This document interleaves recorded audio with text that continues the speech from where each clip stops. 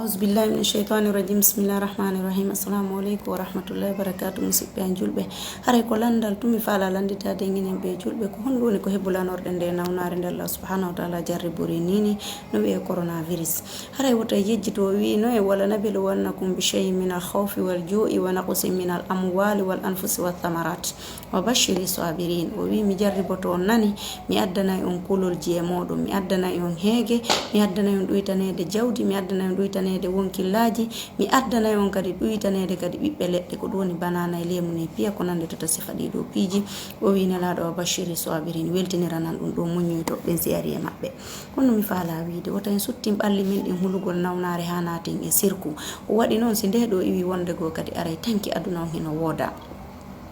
ɗin mum ɗum woɓɓe goo no wiide lan wo ye looto wo ɓe yii leeɓi ka qur'an allahu akbar kala lootiɗo ɗum ɗo yo andu tubanay allah subhanahu wa ta'ala ɗum ɗon feere ko waɗi noon haray o sirkani allah subhanahu wa ta'ala hara yo andu ɓeydu tuningol hoore makko o laɓɓinali hoore makko ɗin mum ɗum kala mo lootaki haray yo andu wota o looto ɗum ɗon na ko dikkinta haray ko hanuɗen hulde allah no yeeti en ka qur'an bismillahi rahmani rahim o wiya ya ayyuhannasu ttaqu rabbakum inna zalzalata saati عظيم يوم ترونها تذهل كل مرضعة عما أرضعت وتضع كل ذات حمل حملها وترى الناس سكارى وما هم بسكارى ولكن عذاب الله شديد الله أكبر الله سبحانه وتعالى نويم ينهل مكانكو الله وين يندي دلande dargal ko hunde hulɓininde ko nenyande yoton ko muynata no majja ka muynata ɗon ko nenyande yoton kala ko sowi no jibina ko nenyande yoto yimɓe ɓen sikkon hiɓe suli hara ɓe sula hara wota yejjito ɗi kontaɗi ɓaawo ɗo ko wiyo jarriboray en ko waɗen ɗum ɗo feƴƴidino ene laaɗo men sallallahu alaihi wasallam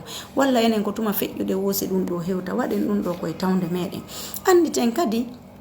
o wino en e yahay ka makko o wino aynama takunu yatti bikumullahu jami'a nokku wo ka wonɗon mi adday on ka an mi yettoyay on ton o wi aynama takunu yudrikumul maut nokku wo ka wonɗon kadi mayde nden tawoyay on ɗo walaw kuntum fi burujin mushayyada hay so laatike ka tataji moɗon wonɗon ko ɗum o wi en hay se laatike ka nder kurji men wonɗen simay nden arinde taway en ɗon en andi noon wona awi o yareten ka Allah subhanahu wa ta'ala ko nawnugol maaya haray ko en ɓurtolugol Allah nokku go o wi en ومن أعرض عن ذكري فإن له معيشة ضنكا ونحشره يوم القيامة أعمى وإني كلا ɗurni ɗo Qur'an wedditi ɗo sunna e dewe makko ɗen o wurnay mo gurdam ɓittiɗan o immintinama kadi yawmal qiyamati hara ko bunɗo wala wi rabbi lima hashartani a'ma kon ɗum immintinan ɗalan Allah komi bunɗo wa qad kuntu basira latinoke hari komi yi'owo qala kadhalika atatka ayatuna fanasitaha wa kadhalika al-yawma tunsa koni arirno e ma Qur'an e sunna welsindiɗa koni menen kadi hande mi yejjitirtama ka lette maɗo ɗum ɗo hanɗen hulde ɗin mum ɗum hiɗen andi woɓɓe goo no wodunoɓe ala yaade ka juulirɗe ɓe ana hande si tawi ɓe yehi juulirɗe ɗen no udditiɓe kamɓe kadi ɓe watta tottoygol o farilla woɓɓe goo julɓe goo kadi no woodi marnoɓe mbuuɗi ɓe hajjoyaali ɓe ana si ɓe yiya e makka no udditi kamɓe kadi ɓe yaha ɓe tottoya oɗo farilla tawa ko ɗum ɗo woni ande men ɗen ɗin mum ɗum ɓeydoɗen e dewe ɗen mo ɓe ndara ko wawi fodugol Allah si koye maggol jemma juula darɗe ɗiɗi o inna Allah mi juulante darɗe ɗiɗi o ko horugol lendi zedi tigi tigi on ɗo mo ɓe ndara ko wawi wono yaaji no ɗuuɗi e no rewirte Allah o tigi waɗa ɗum ɗon foda ɗum ɗon Allah ɗimmum ɗum ɗuyto e bakkatu on Allah yiya en ɓeydike e dewe men ɗen en ɗuytike e bakkatuji men ɗin on tuma noon ɓattoɗen mo